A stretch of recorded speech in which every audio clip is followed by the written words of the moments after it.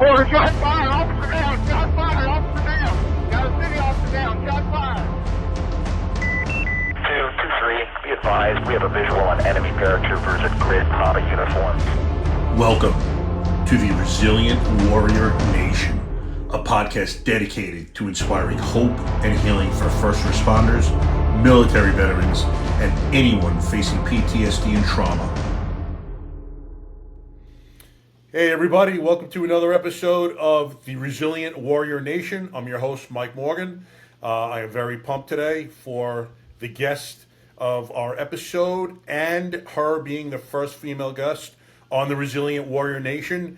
Ladies, I know that we do not have a monopoly on trauma issues, so I want to bring on women to talk about their experiences, their lowest point, their healing journeys as well, because I know some of you probably feel like you're alone, there's no one else that understands. I promise you that is not the case. And as Lyndsay, we go through Lyndsay's story today, you're going to resonate with her. She'll resonate with you, I'm sure. And again, I am pumped. So let me introduce our guest. Lyndsay McCall Long is a retired law enforcement professional from Arizona who survived multiple gunshot wounds in a critical incident. She credits her recovery to the strength of her mindset, peer support, and preparation, and now advocates for these principles within law enforcement. Lyndsay works with executive leadership to develop mental health and peer support programs for officers, emphasizing the importance of resiliency, clarity, and community. As a public speaker and trainer, she educates officers and leaders on how to build resilience, support mental health, and navigate trauma, aiming to improve the well-being of officers, their families, and the communities they serve. Lyndsay, welcome to the show. So glad to have you as a guest.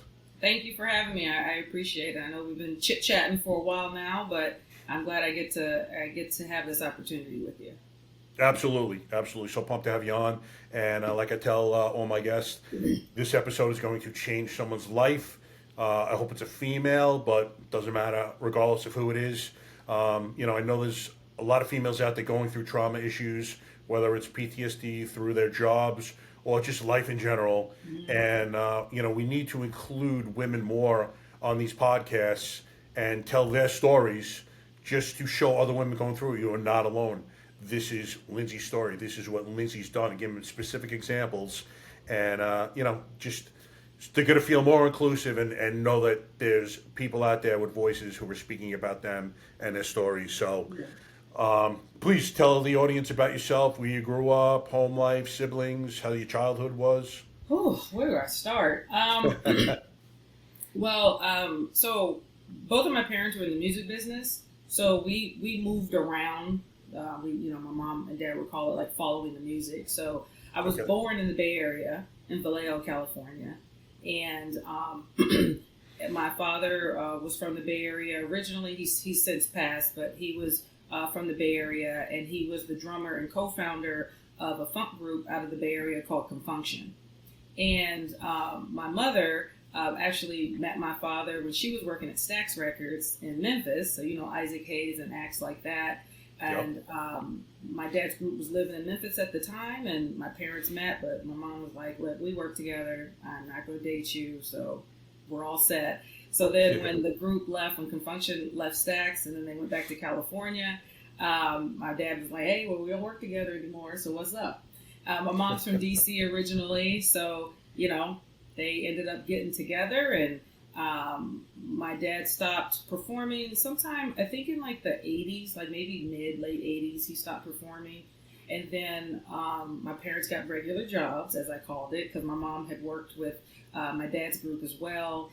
And my dad sold cars and my mom did mortgages. So we were living like the regular suburban life, Boring jobs. Yep. And but then an opportunity came along where one of the members of Confunction was working with MC Hammer at the time and called my mom up and was like, hey, you got to see this guy. Like, he is dynamic, and we're coming to Maryland where we were living or somewhere in that area, and we went to go see him, and my mom was like, mind blown. Yes, I would love to work for this guy. So nice. We moved back to California because we were living in Maryland, D.C. area, and then we moved back to California and back to the Bay Area, then in Southern California for a while. And then like I said, we kind of bounced around, and my parents separated, and my mom ended up moving us to Georgia, me and my younger brother, to Georgia. And in the mid-90s, like early mid-90s, like black music was like, Atlanta was the Mecca. Outkast, you had Goody Mob, you had all these other acts from here in Atlanta.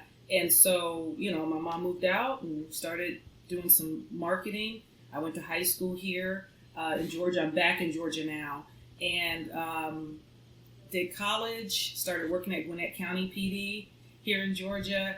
And then I moved to Arizona, and I was there for 16 years, and now I'm back in Georgia. I'm married, I have 2 kids, and now I'm at that age where I just like being out in the country, looking at all my trees, watching birds eat at the bird feeder, and then when it's warmer, the hummingbirds come around. So having my cup of tea. So that's the point of life I'm at. When I was in school, when I was in college, I did major in criminal justice. Okay. Where'd you go to school? So I started out down in Savannah, Georgia. It was at Armstrong Atlantic State University. They've been since purchased by Georgia Southern University. But I was down there, and I transferred up to Georgia State, and that's where I graduated from. Okay. With a bachelor's in criminal justice. But when I first decided to go to school, I honestly didn't know what I was going to do. And I didn't even... Like most people. Yeah, and I didn't want to go to college to begin with. You know how you're in college, you're in high school, and you're like, oh, I'm so done with school. Who wants to do like 4 more years of school? And my original plan was to go into the Air Force. I was in Air Force Junior ROTC in high school. And so, we're junior, senior year, and people are thinking about what they're going to do. And the majority of my friends from ROTC went into the service, all branches, every single branch. And I was ready to, put my paperwork in, and I went to my instructor, and she's like, no, I'm not going to sign that. And I was like, why? And she's like, I think you're better, suited for college. I said, I would do great in the Air Force. She says, I'm not saying you wouldn't, but I want you to try college. She says, make a deal with me. Go to college. If you don't like it, come back to me and I'll sign the paperwork. No questions asked. So I was like, okay. So I wasn't sure what I wanted to do. At first I was like, I don't want to go to school. I'd rather just go get a job. So I actually visited our local firehouse to talk to the fire department. And that's what I thought I was going to do. And then I graduated from high school in June of 1997. And 2 weeks after I graduated from high school, my father was shot and killed in a home invasion. My condolences. My parents weren't together at the time, so it was not the home I lived in, but he had moved to Georgia as well, so he didn't live too far from us, and we were still close as a family. And so obviously that rocked my world. I was 17 at the time. And that's definitely where I could say that was probably obviously like that first like big trauma that happened, because there's like a 6-month period. I don't remember what I did, to tell you the truth. That's amazing. Yeah. Yeah, there was a lot of sleeping, I'm sure, that was going on. A lot of just like checking out. And then, my mom was very supportive of me and my younger brother. I was 17, he was 14. And she's like, listen, this is a big loss for us, but I'll give you a year to do what you need to do. Because remember, there are some kids who never even met their fathers. Right. You had time. You had time, and you had a good relationship with your father. So I definitely commend her for those words, and it kind of, shakes you up out of it, because it's like, well, he doesn't want you just to lay around and do nothing. Yeah, and of course. Use his death as an excuse to do nothing, right? Yep. And when I look back, that's kind of when that first bit of resiliency was, that I can like pinpoint and be like, okay, we got bad things happen, but we have to move on. So when I started thinking about school or just life in general, I was like, well, what can I do so my mother will still pay my bills? Because I'm a little spoiled, I'm not going to lie. Tactical approach, I like it. Yeah. So, at the time, the military felt too far away from my mom and brother. and a full-time job. I was like, I've only ever had a part-time job. And I was like, I'll go to college, right? That's kind of like, suspended childhood, Yeah, So exactly.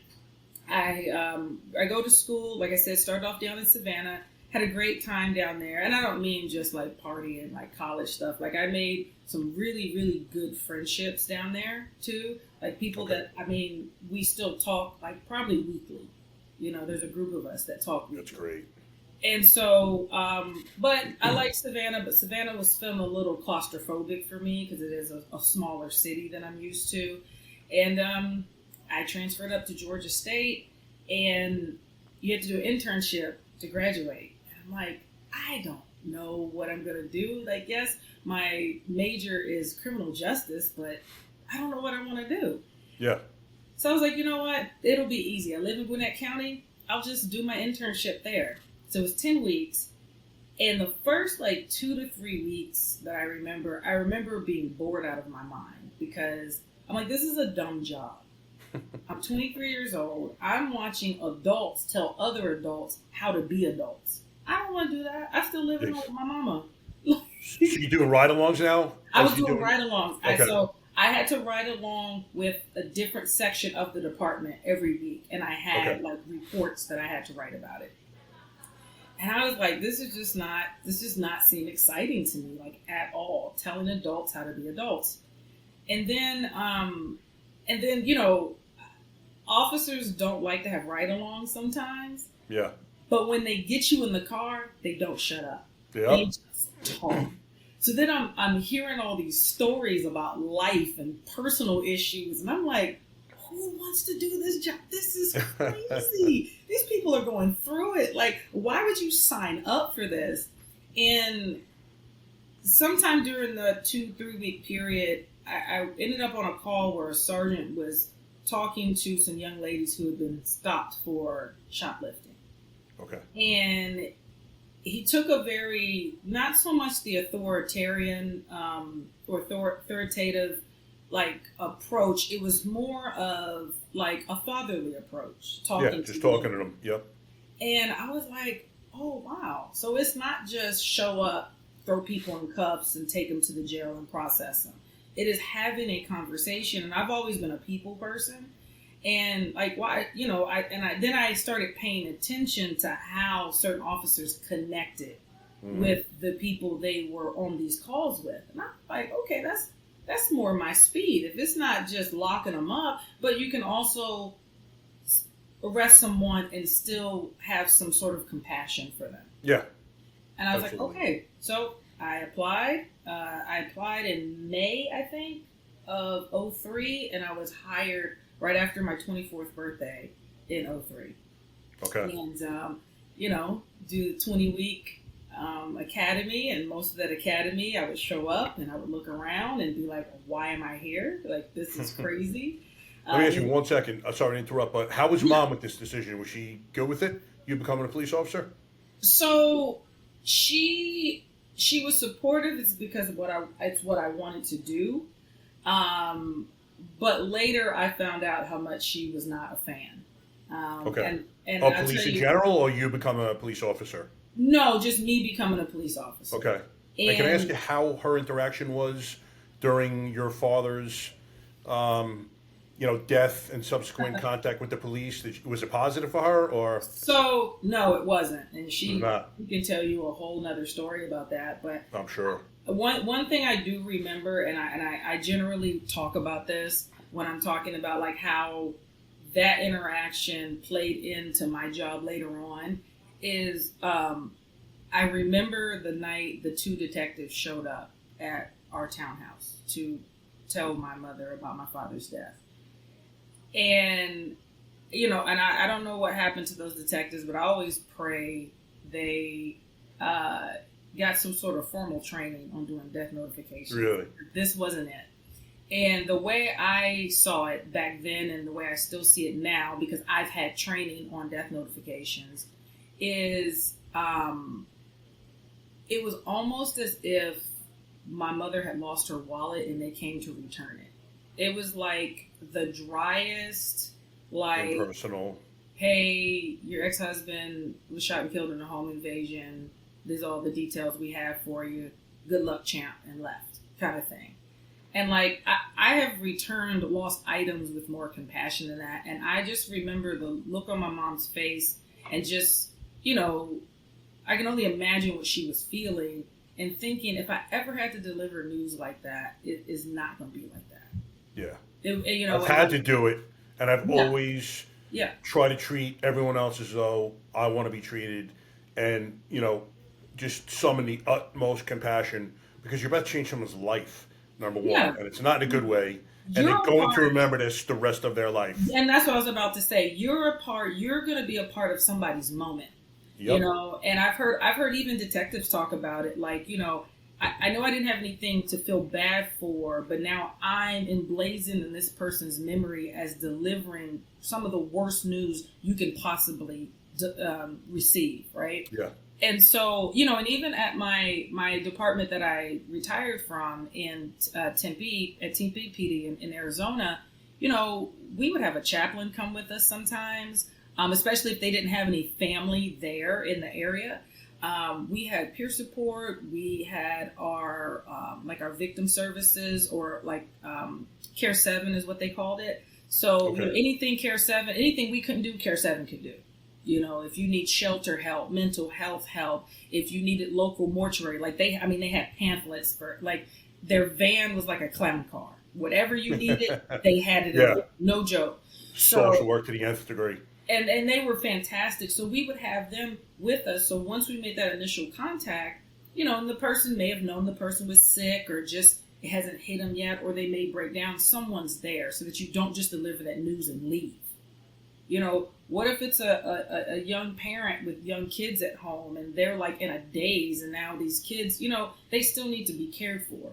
So that's the thing I really appreciated about how things were done differently at Tempe compared to at DeKalb County with the department that came and delivered that news to my mother. But yeah, that was just not the best way to do it, you know. Yeah. So It's an embarrassment. I used to always, not that I did it that many times, and I hated doing it, but I used to be glad when it was bestowed upon me, because I knew it was going to be done correctly. Right. Because I always handled it with grace and treated them exactly the way I would want to be treated if someone's giving me that news.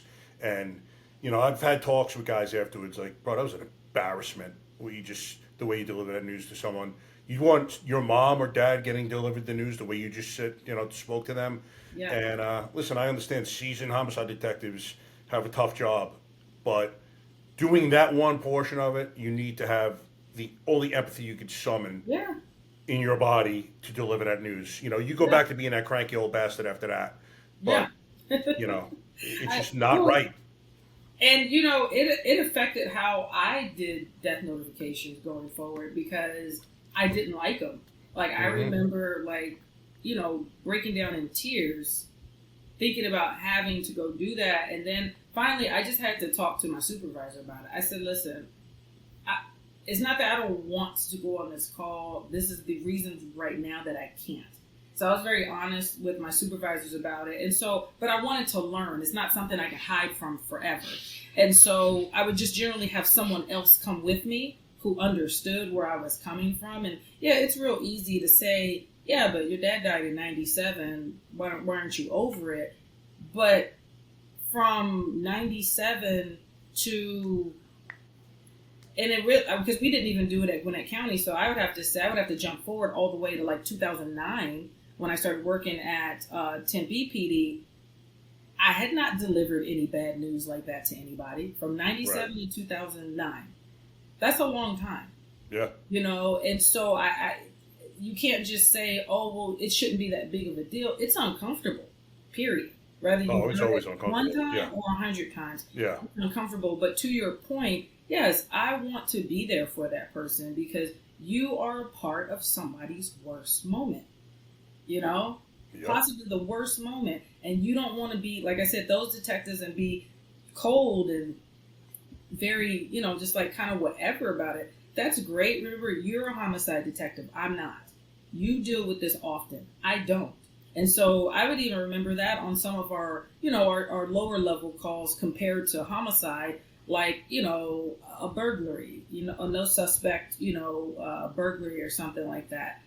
It sucks to have your stuff taken. It sucks. Oh, yeah. Your Feel car violated. And yes, some of the stuff can be replaced, but it still doesn't take away you feeling violated that someone was in your personal space. Yeah. So we can't, and I would have to remind myself going from call to call, almost like a reset in between calls. That last call was that last call. I'm now going to contact Mr. Morgan. I can't take the previous emotions into Mr. Morgan's call because he knows nothing about it. Yep. And it's not fair to him. But I'm not going to say I never did that because I did. Oh, yeah. You're human. And then I learned to be more self-aware. So I've had times where I've had to go back and apologize to people, for my behavior and things like that. But like you said, and it makes you more human to the people you're interacting with. And they don't view you as some sort of cold, uniformed robot. Absolutely. So, but yeah, losing my father, that was a big one for me because me and my father were very close. I refer to him as like my person in the family. Not that I'm not close to my mom and my brother, but we're a lot alike in a lot of ways. Yeah. And so it just kind of put me in a place not to want to get close to people because it's just like, well, if I get close to this person, then they could leave or they could die, and then like I have all these feelings kind of. So there were definitely some emotional ups and downs with that over the years. It affected some of my college career there in the beginning, like that first year I struggled because I felt like I had to be strong for my mom and younger brother. So I didn't show my emotions quite as much. Mm-hmm. And then when it came out, and that's why they say, if you don't deal with it, it will come out in some sort of way. And at that time, my way was being very stoic and just drinking a lot in college, until I looked at myself one day and was like, you got to stop. Like this is a problem kind of thing. And, so, and it's funny. So fast forward, when I married my husband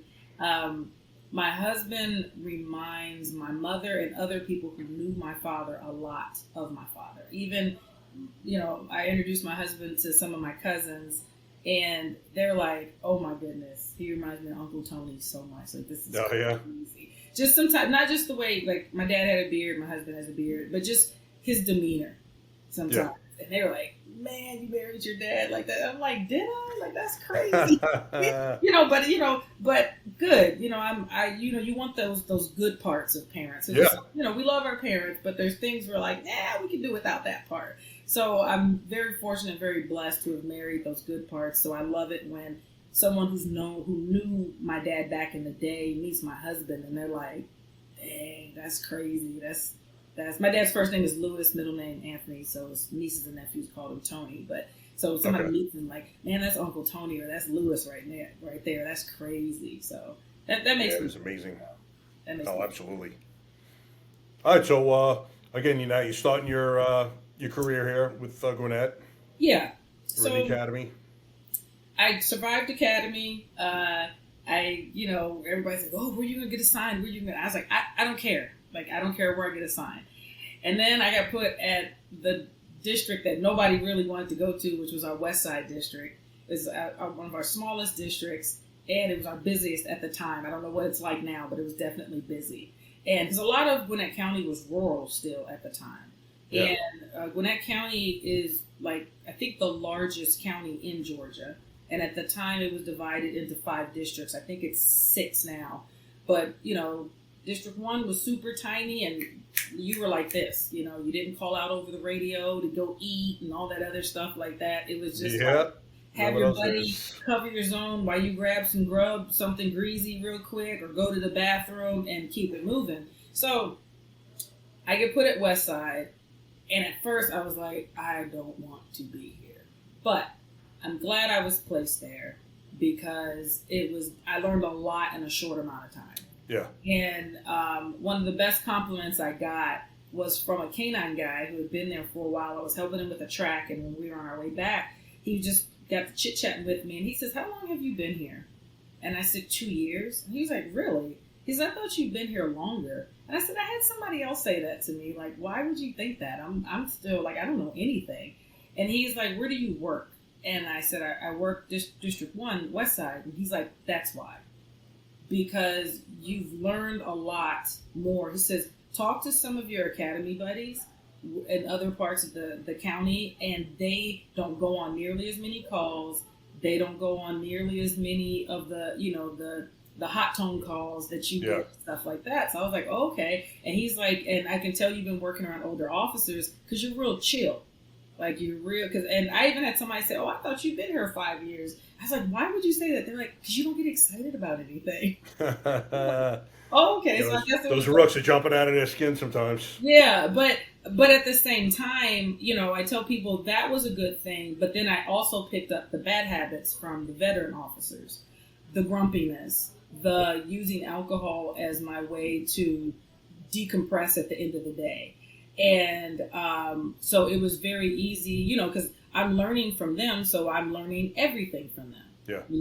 And it was real easy to get off of work. We go to one of our local bars, slam some back, and then, go home, get this much sleep, and then come back and do it all over the next day. And, that's just what you did. You didn't really talk about anything. And that became a problem over time as well, because everything was surrounded around drinking. I probably partied harder at the police department than I did in college. People talk about college parties. I said, they ain't got nothing on a PD party. High school with guns, they call it. Yeah, That's what it is. But yeah, so I had a good time. I worked patrol the majority of the time I was at Gwinnett County. I loved working patrol because, you get into a little bit of everything out in patrol. Yeah. And you get to see different people every day. The one thing I knew when I was in high school, even though I didn't know what I wanted to do career-wise, I always said, even before then, I didn't even remember in elementary school saying, whatever job I get, I don't want to have to sit at a desk all day. Mm-hmm. That would drive me crazy. Like, I'm too hyper for that. So being a police officer was perfect. When I really thought about, like, is this really what I want to do? But I'm like, I get to do some things I enjoy. I don't want to sit behind a desk. So I get to roam around. My environment changes all day. I'm a talker. You get paid to talk to people. That you do. And I'm nosy. I get paid to be in other people's business. Like, this is great. So. Surprised you're not manned by 100% females, to be honest with you. Yeah. Your favorite habits. So I was like, this is great. But yeah, I did work. I worked in undercover for, I don't know, maybe a little over a year. So I did a little bit of narcotics, a little bit of vice. And, it was cool to learn a different skill set, but it wasn't what I thought it was going to be. I think so. Well, one, I didn't like the desk. I didn't like the desk. I didn't like all the paperwork. And there was just some interestingness going on with some supervision back there that I was just like, this is just not the place for me. I just feel like there's favorites over here. There's some things I felt like I could have been trained better on because, I don't feel like I was utilized as well as I could have been. And because I was the only black female they had back there too. Okay. So I felt like I could have been utilized a little bit more. But, when people got other stuff on their mind, people kind of get lost in the shuffle. And so I saw the writing on the wall, and I chose to go back to patrol. And I was lucky because I was able to go back to my same precinct and work for my same lieutenant. He was a hard ass, but I got along with him great because my grandfather was a hard ass, and I loved my grandfather. And I told that lieutenant straight up, I said, you don't scare me. So you're not going to talk to me crazy. And he looked at me like, who is this girl? Does she know who I am? Exactly. You tripping, young lady. Yeah, he looked at me. But me and him, we got along great because I would be straight up with him and everybody else, like, to the point where when he would come into the bullpen, everybody's like, oh, shoot, LT is in here. Oh, like, don't give him eye contact kind of thing. Yeah, exactly. And I sat right in the front, and he knew that nobody else wanted to speak up, so they would send their messages through me. So That's great. The You liaison. know, when you go ask for time off and they want you to do it a certain amount of time. Yep. I would literally walk in his office. I would not first, but I would walk in there and I would have a list of people's names I would just put on his calendar. And he's like, "What are you doing?" I said, "They want these days off." He's like, "Well, how come they can't come here and ask themselves?" And I was like, "Nah, that's not how they don't want to." So I had a great time working for him, and he was very helpful to me. And when I got to that point of, I don't know, people ask me, why did I leave Gwinnett? It had nothing to do with the department. I love the department, don't get me wrong. And I mean, even the friends I had there then, we are still friends now. Okay. It was just, I personally was looking for something different. And what I tell people is, I was unhappy, but I didn't know why I was unhappy. So I figured moving states would make me happy, right? But you take you with you. Exactly. Can't run away from yourself. You can't. And so, I like to remind people, like, whether it is a relationship, a job, sections within your job, you have to fix what's going on here, because when you move here, those same issues are still going to be there. Yeah. They're going to rear their ugly head again. It doesn't matter what it is. So, like, sometimes people will ask me, like, "Hey, what is something crazy that happened at Gwinnett County, like at your first department?" And honestly, and I don't know why, I don't remember. There are calls I remember because they're funny. But as far as, like, traumatic calls, we had them, but I can't put my finger on one that was an issue for me. So when I look back on my career at Gwinnett, I was dealing with some cumulative stress issues at Gwinnett County, but we didn't have those types of terms on it, right? Yeah. And I wasn't happy because I was experiencing anxiety, but I didn't have a word for it, right? I would just get in these moods where I was very irritable, and when, like, my mom or somebody close to me would try to point it out, I just blew them off, and I'm like, "Well, you don't know what you're talking about, or you're soft. I'm not. Like, that's a new problem." I would cry for no reason. Like, I could be talking to you and just, like, feel a crying spell come on. I would just have to walk off. Or I'd be crying in between calls. And I'm like, nobody hurt my feelings today. Like, what is, like, get it together. But I didn't know what it was. And we weren't talking about it the way we're talking about it now. There definitely weren't any podcasts about mental wellness as for first responders. And because I worked around so many men, who was I going to go cry to? I didn't want to. Men don't like it when women cry. So y'all, we don't know what to do. Yeah, y'all turn away and get angry. So can I get you a coffee, Lynch? Right, exactly. So So looking back now, what was the origination of that? Like I said, it was just cumulative. It just built and built and built, and probably, and this is just me because I like to dig and figure out why. Yeah. Just never properly, I will say, processing my dad's death. Okay. And then moving forward, and then a lot of us already have trauma, like my dad's death, before we get into law enforcement. Absolutely. So some people have come from abusive backgrounds. There's addiction. There's all this stuff that we were already dealing with in our personal lives before we go into a job where you see all that stuff and so much more. Yeah. And so, yeah, that was definitely cumulative. So I had a friend bring it to my attention one time about how grumpy I am at work. And I was like, really? Because I'm pretty goofy. Like, I laugh at myself pretty good. Like, I'm friendly. But the fact that other people were noticing that change in me, I'm like, well, I don't like that. Somebody at work says something and somebody at home says something. It must be true. And rather than get defensive, I kind of just did some self-reflecting. I'm not saying it got fixed right away. Right. But again, I thought moving would help. So I moved to Arizona, and I worked for 2 departments in Arizona. The first one was Paradise Valley. It's a very small department. It's a very affluent area. And I'm like, what can go wrong here?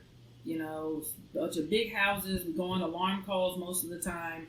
If there's a burglary call, these houses are so big and these people have so much money, they barely care if something gets stolen, you know, because this isn't their only home. But we ended up with a child drowning that messed me up. And it didn't affect me right away. It came along later. Like I say, a few weeks later. And I just had a nasty attitude again. If anybody knows anything about Arizona, Paradise Valley is kind of, it touches the city of Phoenix, and it also touches the city of Scottsdale. And Scottsdale has an area called Old Town, where there's just bars down there. Okay. Sometimes people be like, hey, you want to go to Old Town? I'm like, yeah. You know, and we knew some of the bouncers down there, so we get into some of the clubs and bars for free and stuff like that, and you just drink your woes away. That's just the way it went. But then, you know, I was having an attitude at work. Maybe I showed up on time, you know, kind of thing. And I figured the drowning was my problem. Okay. But I didn't do anything formal about it. I just noted it. It was like, okay, this is the problem. I need to watch this behavior. Well, I was only there for about a year and a half, because as much as I loved my coworkers there, it just wasn't enough work. You know, I moved to Arizona when I was 28, and I've been through way too much training to just keep still. It's a perfect department if you're in the last few years of your career, or if you've already retired from law enforcement and you just want a chill cop job, right? Okay.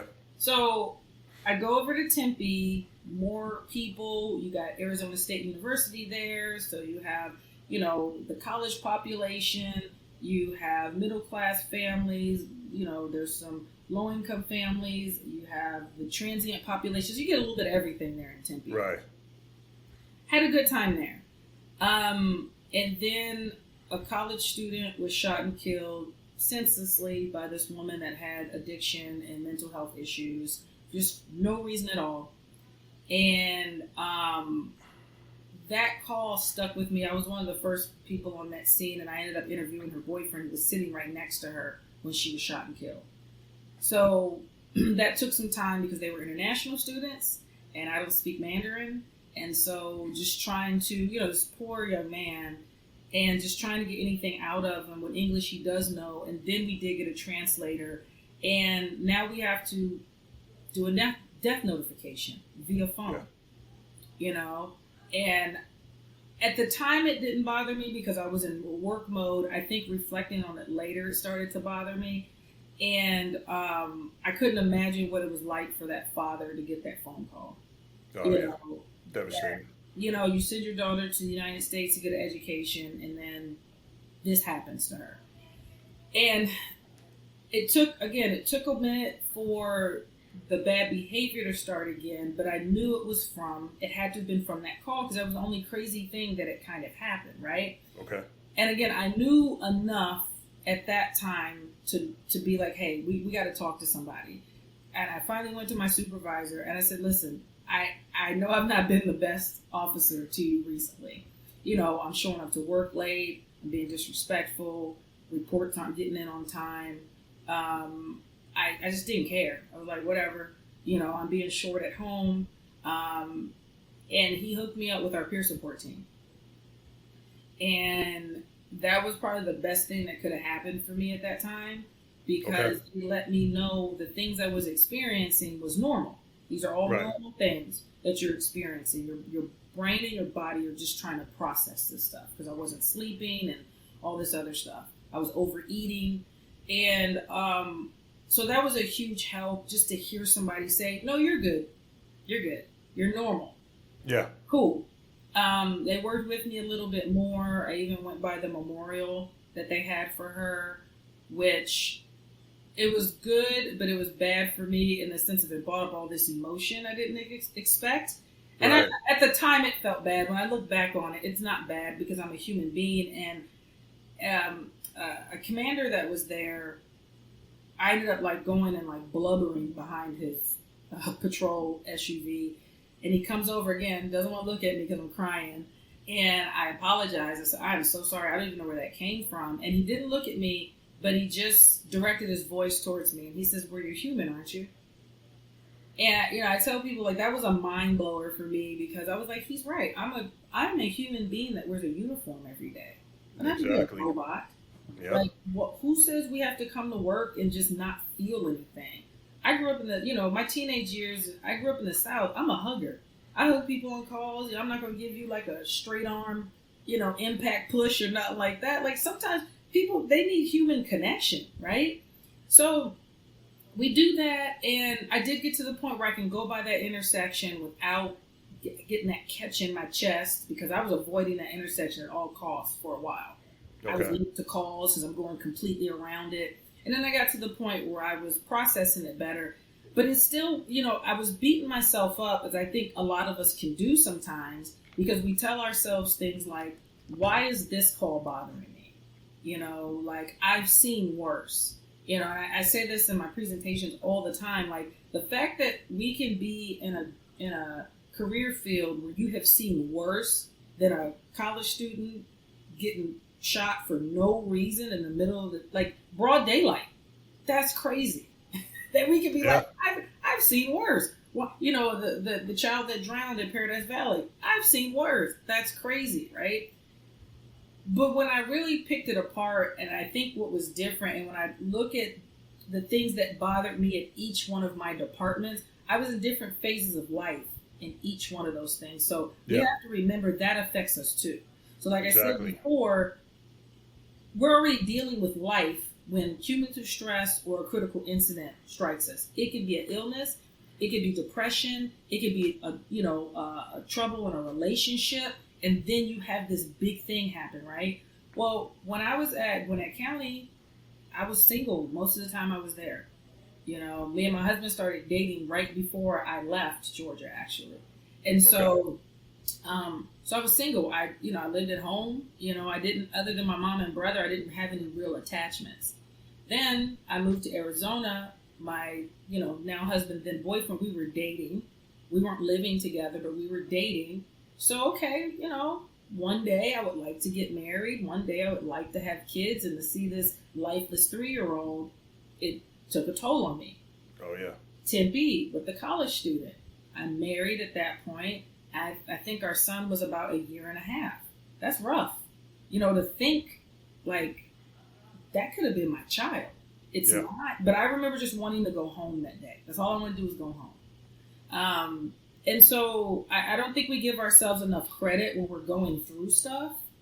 And we beat ourselves up and we say, well, what are you upset about? Like, you signed up for this.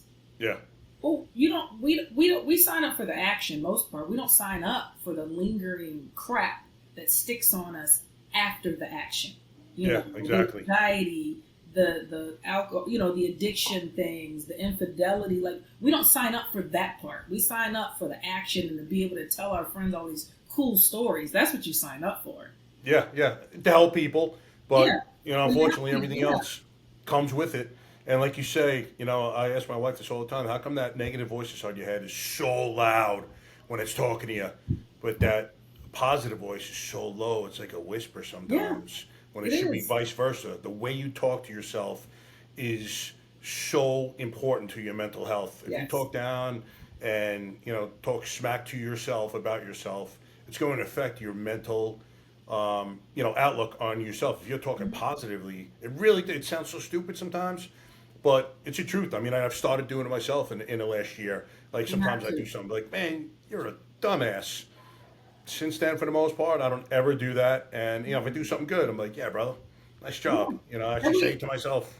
We have to correct ourselves. Like, even when you hear that negative talk, like, you have to correct it, because it's very easy. I even tell my kids, like, it's easy to focus on the negative stuff. It's so easy. When was the last time you patted yourself on the back for, like, you know what? I got up this morning. My kids are elementary school age, but it's like, I got up this morning without mom or dad even nagging me. I made my bed and I made sure my room was picked up.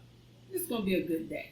Yeah. You know what I mean? Like, it doesn't have to be like, rather than, I come upstairs and I start fussing because the stuff I tell you that I want done isn't done. And then they're like, oh man, this is a crappy day. Mom and dad are yelling at me this morning. I didn't do this. I got punished because I was supposed to clean the bathroom, but I left my clothes from the shower. You know what I mean? Like, don't do that. Do your chores, but also, like, high five yourself for the things you did do correctly. Yeah. And so it's really easy to get into that negative mindset. And when you're in it, it's hard to do it, right? It's hard to be positive. It's hard to see the light at the end of the tunnel. But we love a plan in first responder world, right? We love a plan. We love tactics. But we don't sit down and write out a plan for our emotions, for our communication.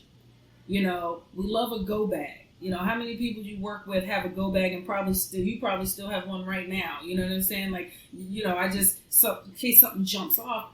But what happens when something jumps off with our emotions? We don't have that same go bag. And it's just kind of like, all right, this thing happened. Now my adrenaline's coming down. Now I can't sleep. What do I do? I feel weird. Who do I talk to? No, we have to have the go bag. You know? And what helped me throughout all of that is I've always had a good family support system, and I understand not everybody has that same support. I do understand that. But if we know that, and if we know we're in a job where we're gonna see trauma, we take on other people's trauma every single day. We have to have people in place that can help us when we become the person that needs help. Exactly. We have to actively seek those people out. Because just think, we go on calls, you know, and we tell people about resources that are available for them. We tell people to be strong. We tell them to get out of these negative situations. But when we're in those negative situations, we just sit in it. You know, because either we tell ourselves we signed up for it, or we feel like we deserve it in some sort of way. There's always that negative speak there. So when in October of 2018, me and my partner were involved in a shooting while we were serving an order of protection. And she was shot once, I was shot 3 times. And my partner was able to return fire, did shoot the suspect, but he ended up killing himself. Okay. And the victim was not harmed physically during the altercation. So, and I'll get into more detail on that in a minute, but it's crazy when you go through something like that, and then you start looking backwards, kind of like how we've been doing throughout this discussion. Yep. I realized 5 months after my shooting that some things I had been doing a year leading into my shooting were actually helping me. So you talk about like that emotional go bag, right? So mine started the year before, or probably almost a year and a half prior to my my shooting. So a shooting happened in October 2018. I had our second child in January of 2017. Okay.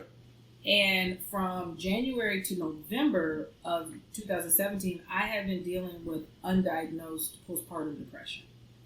And how that came up was my husband took me aside and had a conversation with me. And, he's a very brave young man to... removed all sharp utensils from the area prior to... Yeah, exactly. Tactically trained. That I think there's something wrong with you. But he said it in a very loving and supportive way. He had actually spoken to my mom. He spoke to his mom because they had all noticed differences in me, right? Just like I was talking about earlier with when my friend said something at work and then my mom said something about it. Yeah, we're always the last to notice. Yeah, and so I was relieved that somebody saw what I was feeling. I didn't bite his head off. I didn't blow up at him or anything like that. I was like, oh, thank you. You see what I'm feeling. We went to the doctor together, which, again, another supportive piece, because if someone that you really loved was going through a tough time, or heaven forbid they were diagnosed with something terminal, you're not just gonna, tell them good luck at the doctor. You're gonna be there by their side. Same with postpartum depression. It's not just the woman's issue.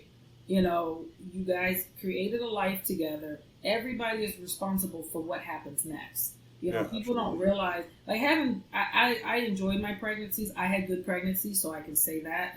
I know not everyone does, but having a baby is hard. I know people do it a lot, but you're literally growing a person. It's crazy to think about. Like my son is about to be 11, and my daughter turned 8 last month, and I'm like, I grew those people. Yeah, it's nuts.